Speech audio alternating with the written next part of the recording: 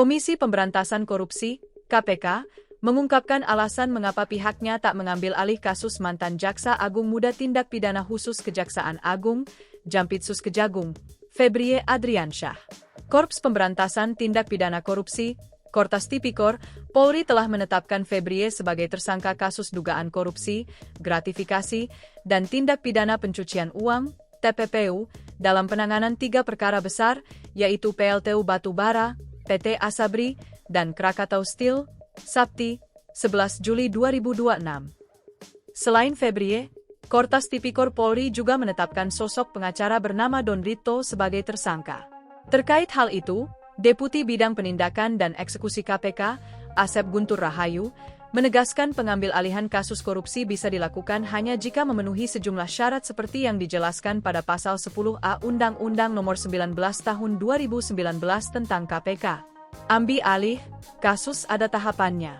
Mulai dari komunikasi, kemudian koordinasi, disupervisi dulu, baru nanti disesuaikan dengan klausul yang ada di Pasal 10A ayat 2, jelas Asep di Gedung Merah Putih KPK, Sabtu, dilansir YouTube Kompas TV. Merujuk aturan yang disampaikan Asep, KPK memang diperbolehkan mengambil alih penanganan kasus korupsi yang sedang dilakukan kepolisian maupun kejaksaan.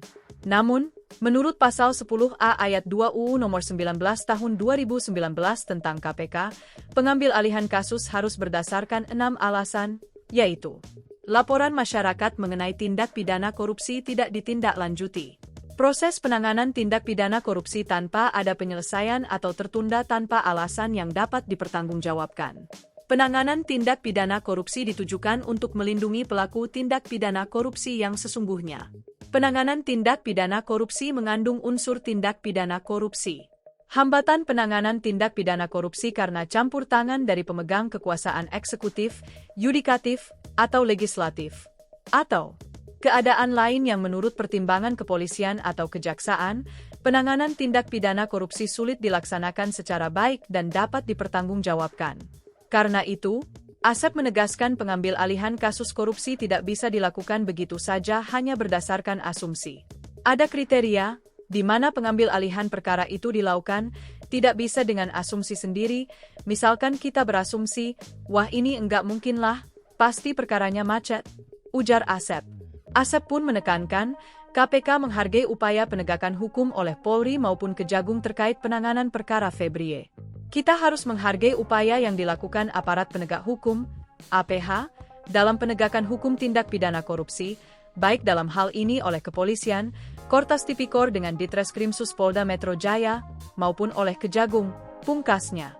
Hal serupa juga disampaikan juru bicara KPK, Budi Prasetyo.